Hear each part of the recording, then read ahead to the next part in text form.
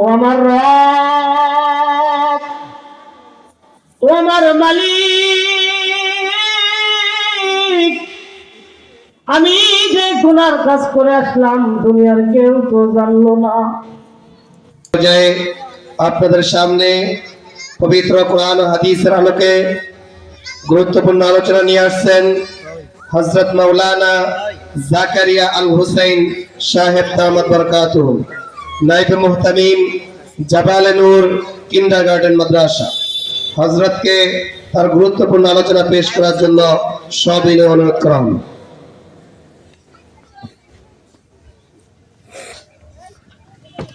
السلام عليكم ورحمة الله وبركاته. الحمد لله نحمده ونستعينه ونستغفره ونعوذ بالله من شرور أنفسنا ومن سيئات أعمالنا،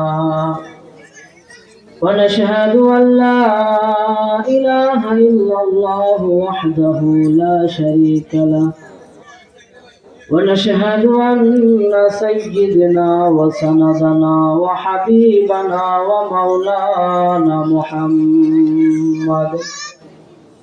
أما بعد، فأعوذ بالله من الشيطان الرجيم. بسم الله الرحمن الرحيم. والتين والزيتون وطور سينين وهذا البلد الأمين، لقد خلقنا الإنسان في أحسن تقويم. وقال النبي صلى الله عليه وسلم: المرء مع من أحب يوم القيامة. সম্মানিত উপস্থিতি, সর্বপ্রথম আল্লাহ তাআলার আলিশান দরবারে লাখ কোটি শুকরিয়া যে আল্লাহ পাক রব্বুল আলামিন দুনিয়ার ফিতনা ফাসাদ থেকে ফারিগ করে ইসলামী একটা মহা সম্মেলনের ভিতরে আমাদের সবাইকে কিছু কথা বলা এবং শোনার জন্য তৌফিক দান করেছেন, সেই জন্য সকলে বলি আলহামদুলিল্লাহ। আমার পূর্বে মাওলানা আবু তালহা ভাই অনেক সুন্দর আলোচনা করেছেন যে গুনাহ করলে তার 8টা এরকম সাক্ষী থাকবে। তো প্রিয় উপস্থিতি, যদি আমরা গুনাহ করে ফেলি তাহলে তো এই গুনার কাজ থেকে আমাদেরকে কি করতে হবে? বাঁচতে হবে। যদি আমরা গুনাহ করেই ফেলি তাহলে এই গুনাহ থেকে আমরা কিভাবে রেহাই পাবো, বা কোন কাজ করলে এই গুনাহ থেকে আমরা মাফ পাবো? অনেকেই আমরা যে ভাবতেছি যে আমাদের বয়স শেষ পর্যায়ে চলে গেছে, মুরব্বী হয়ে গেছি, আমাদের জিন্দেগিতে বহু গুনাহ করেছি, এখন আল্লাহ তাআলার কাছে যদি তওবা করি তাহলে কি আল্লাহ মাফ করবে? এটা আমাদের মনের ভিতরে একটা সবসময় একটা কথা লেগে থাকে। এত গুনার কাজ করলাম, আল্লাহ কি আমাদের ক্ষমা করবে? অবশ্যই ক্ষমা করবে। আপনি যত বড়ই পাপী হন না কেন, আল্লাহ পাক রব্বুল আলামিন তার দরবারে যদি আপনি ইখলাসের সাথে তওবা করতে পারেন তাহলে আল্লাহ তাআলা গুনাহ কি করে দিবেন? মাফ করে দিবেন। তার ছোট্ট একটা ঘটনা বলি। পয়গম্বর মুসা আলাইহিস সালাতু ওয়াস সালাম, তার জামানার ভিতরে দীর্ঘদিন বৃষ্টি হয় না, এই জন্য এরকম বহু মানুষ নিয়ে একটা দোয়ার আয়োজন করেছেন। তো দীর্ঘ সময় পয়গম্বর মুসা আলাইহিস সালাতু ওয়াস সালাম আল্লাহ তাআলার কাছে মুনাজাত করতেছেন বৃষ্টির জন্য। তো হঠাৎ করে ফেরেশতার মাধ্যমে পয়গম্বর মুসা আলাইহিস সালাতু ওয়াস সালামের কানে একটি আলান আসলো, হে পয়গম্বর মুসা, তুমি যতই আমি আল্লাহর কাছে কান্নাকাটি মোনাজাত করো না কেন, তোমার তো দোয়া কবুল হবে না। পয়গম্বর মুসা আলাইহিস সালাম বলেন, কেন, কি অপরাধ?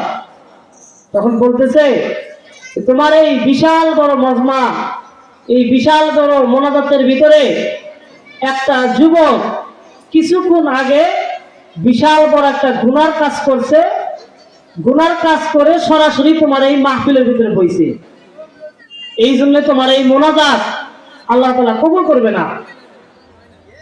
তো পয়গম্বর মুসা আলাইহিস সালাম রাগান্বিত ছিলেন, দাঁড়িয়ে গেলেন, এলান দিতে শুরু করলেন, কে আছো আমার এই মাহফিলের ভিতরে, কে আছো আমার এই দোয়ার আয়োজনের ভিতরে, মাত্র গুনার কাজ করে আসছো, উঠে যাও, এখান থেকে সরে যাও, তোমার কারণে কিন্তু আল্লাহ তাআলা মোনাজাত কবুল করবে না। আচ্ছা এখন বলুন, আমাদের এতগুলা মানুষের ভিতরে যদি কাউকে দাঁড় করায় দেয় যে সে অপরাধ, তাহলে সে লজ্জা পাবে না? অবশ্যই লজ্জা পাবে। তো বারবার যখন পয়গম্বর মুসা এলান দিতেছেন, তখন ওই যুবক থরথর করে কাঁপতেছে, মাহফিলের এক কোনায় বসে চাদর মুড়ি দিয়ে কাঁদতেছে। মাহফিলের কোনায় বসে চাদর মুড়ি দিয়ে যুবক এবার চোখের পানি ছেড়ে বলতেছে, ও আমার রব, ও আমার মালিক, আমি যে গুনার কাজ করে আসলাম দুনিয়ার কেউ তো জানলো না।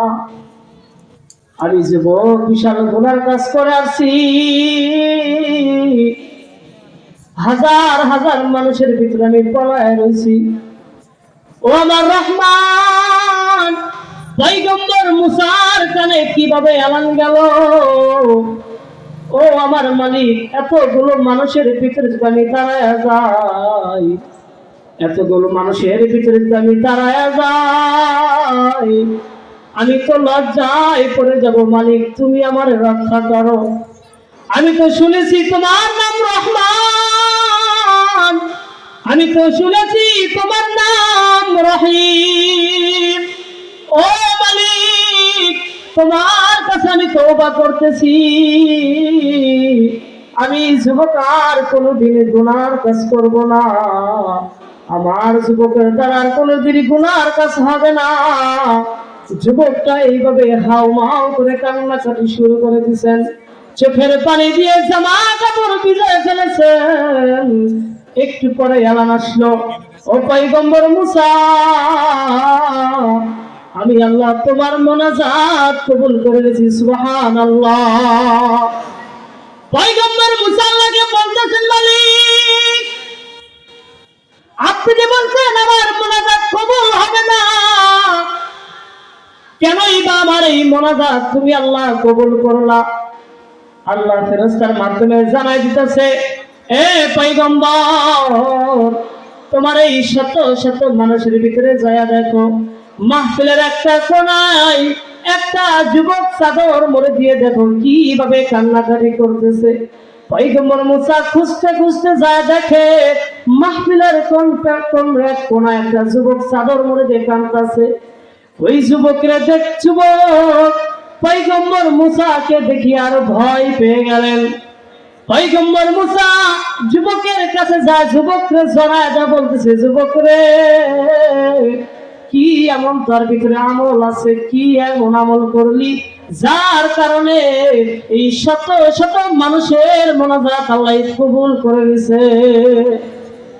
যুবক বলতেছে, পয়গম্বর মুসা, আমি তো কোনো আমল করি নাই, যখন এলান দিলেন যে গুনাহগার ব্যক্তি উঠে যাও, সরে যাও, আমি ভয় পেয়ে গেছি, আল্লাহ তাআলার কাছে তওবা করে নিয়েছি যেন আল্লাহ তাআলা আমাকে মাফ করে দেয়, হতে পারে এর উসিলায় আল্লাহ তাআলা আমাকে মাফ করে দিবেন। তাহলে বোঝা গেল যে আমি আপনি যদিও গুনার কাজ করে ফেলি, নৈরাশ হওয়া যাবে না, আল্লাহ তাআলার কাছে কি করতে হবে? তওবা করতে হবে। বেশি বেশি যখন তওবা করবেন, তখন আল্লাহ পাক রব্বুল আলামিন আপনাকে আমাকে ক্ষমা করে দিবেন। সুবহানাল্লাহ। আমরা কিন্তু আল্লাহ তাআলার প্রিয় বান্দা, মহব্বতের বান্দা, নবী করিম সাল্লাল্লাহু আলাইহি সাল্লামের ভালোবাসার উম্মত আমরা। আল্লাহ তাআলা আমাদেরকে এই জন্যই সৃষ্টি করেছেন, এই জন্যই দুনিয়ার বুকে পাঠিয়েছেন, যেন দুনিয়ার বুকে এসে আমরা আল্লাহ তাআলার ইবাদত করতে পারি, নবী করিম সাল্লাল্লাহু আলাইহি সাল্লামের সুন্নাত অনুযায়ী চলতে পারি। এই জন্য আল্লাহ পাক রব্বুল আলামিন কত ভালোবেসেছেন, কত মহব্বত করেছেন, আপনাকে আমাকে সৃষ্টি করেছেন। হ্যাঁ, আপনাকে আমাকে সৃষ্টি করে বলেছে যে তোমাদের 15 বছরের কোনো হিসাব নাই, তাহলে কত ভালোবেসেছেন। আর আপনার জন্য, আমার জন্য এমন একজন নবী পাঠিয়েছেন, সর্বশ্রেষ্ঠ নবী, সকলের নবী, এমন একজন নবীর উম্মত আপনাকে আমাকে বানিয়েছেন। তাহলে এর মানে কি বোঝা গেল? আল্লাহ তাআলা অবশ্যই আপনাকে আমাকে কি করেন? ভালোবাসেন, মহব্বত করেন। এই জন্যই আল্লাহ তাআলার ভালোবাসা, তার মহব্বত আমাদের আঁকড়ে রাখতে হবে, ধরে রাখতে হবে। আর এইটা ধরে রাখার একটাই ব্যবস্থা, সেটাই হচ্ছে আল কোরআন। কোরআনকে মহব্বত করতে হবে, কোরআন আল্লাহকে ভালোবাসতে হবে। যারা কোরআনকে ভালোবাসে, মহব্বত করে, তাদের সাথে আপনার আমার চলাফেরা করতে হবে। রাজি আছেন তো ইনশাআল্লাহ?